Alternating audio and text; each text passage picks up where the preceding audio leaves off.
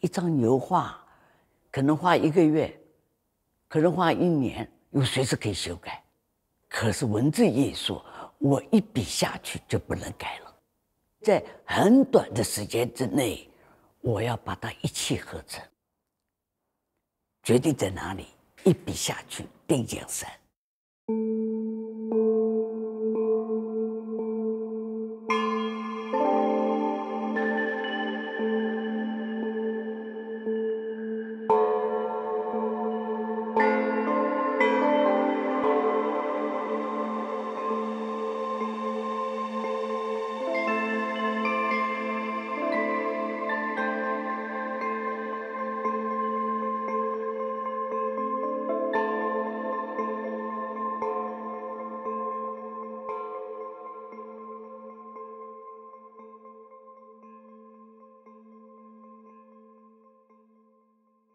董阳孜呢，他的作品呢是没有办法用只是传统华人文化的角色去看他的。当董阳孜做巨大的书写的时候，他超出了传统在书法这格局里面的想象。所以我们这一次呢，特别邀馆内的策展人张芳薇来策划这个展览。他其实是当代艺术展览的专家。当然这一点我有一点点是别有用心，因为我希望他从一种当代艺术的角度去看他的书法。我觉得他的书法是取之不尽用之不绝的，带给我们各式各样不同的价值意义跟养分。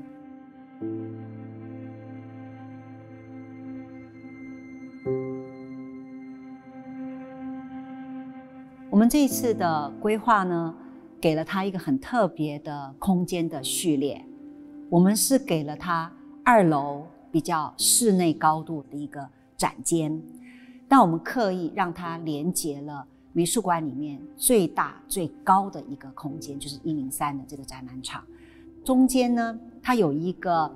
非常特殊的楼梯连着它。对董阳孜的书法来讲，刚好可以看到他的创作历程里面的连续与断裂。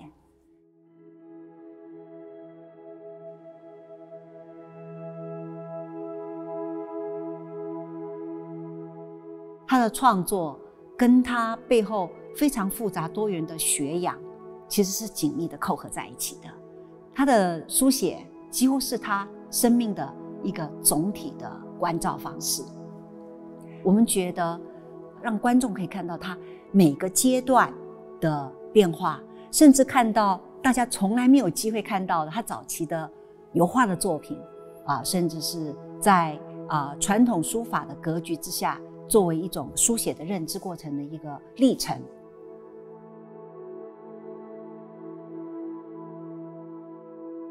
所以从这个里面，你就会发现它双重的意涵开始展开，以至于我们今天来看董阳孜的书法，你看不懂他写什么，其实没有关系，因为它其实是一个线条跟虚空的一种对话的关系。从另外一方面来讲，他非常重视他写的是什么，因为作为一个众多的阅读的一个创作者呢，他对于古人的经典的文字，他有非常非常深刻的感受。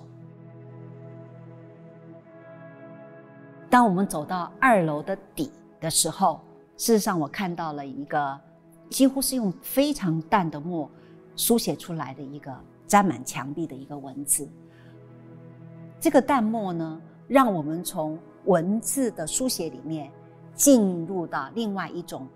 空的意境，我们忽然得到了一种轻松的感受。当我们一转身，我们就发现了那个小小的开口，那骤然的我们就要下楼梯了。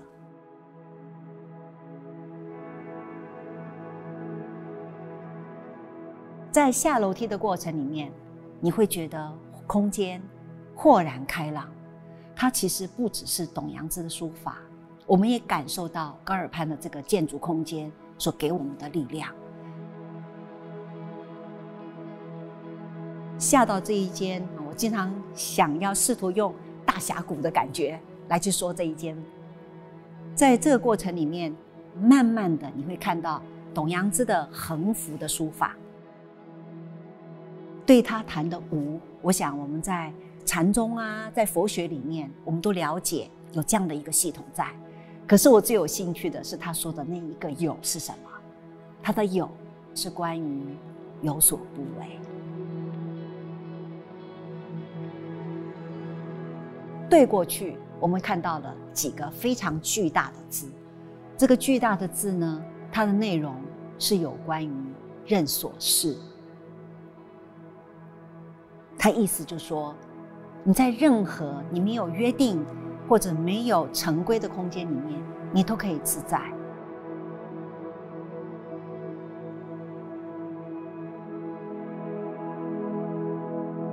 进入到这个序列式的空间，里面有15幅巨大的书写，我会觉得这是董阳孜跟社会互动所产生的一种意念。在这里面有非常多的引经据典的话语，他想要对现在的人说他的一些想法。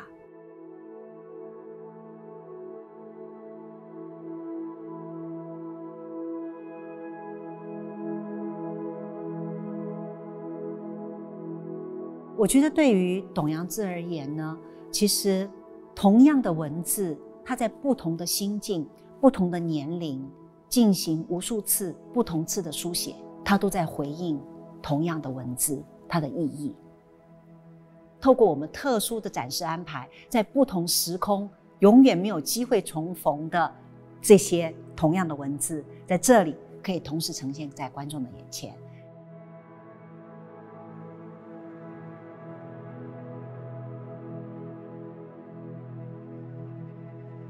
这一次的展览呢，当然很多的作品是从董阳孜的工作室里面请出来的，从藏家的墙壁上面请出来的，当然也有几件是从美术馆的库房里面请出来的。我尤其特别要提一组字，就是九歌，这是这件书法在我们库房里面20年首次的展出，它是整个展览里面尺幅最长的，而且它是用一种手卷的形态展开。你可以想象，在一个有限的桌面或案头上，你是没有办法一次看完这个作品的。所以北美馆为它处理了一个非常大的长的台面，让观众可以在移动中渐次的去阅读这个手卷它里面的一个内容跟它的书法的韵味。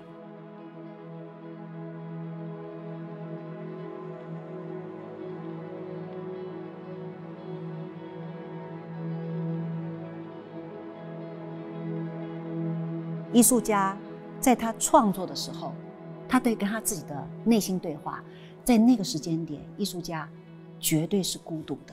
他必须要拥有那个孤独。可是当他的作品出了工作室，当他要面对公众的时候，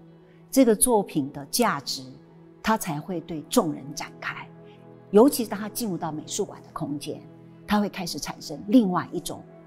超乎艺术家可以期待的力量。我觉得这个展览让非常多的不但是他同世代的人来去看他的作品，而且他开启了非常非常大量的年轻人，从他书法里面重新感受到书写的乐趣，在这些文字前面浓墨淡墨，还有在书写的飞白之间所产生出来的一种音乐性的律动。我觉得这也是在年轻人身上可以让他们重新感受到这样的书写艺术带给他们的一种力量。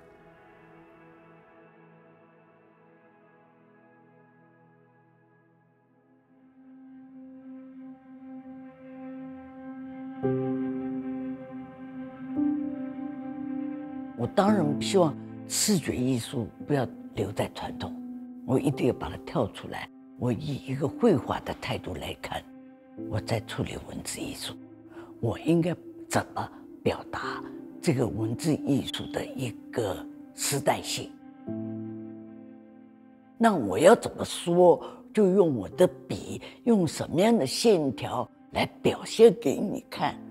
我本来做艺术都不是为别人，是为我自己。那我应该怎么再走，再下一步？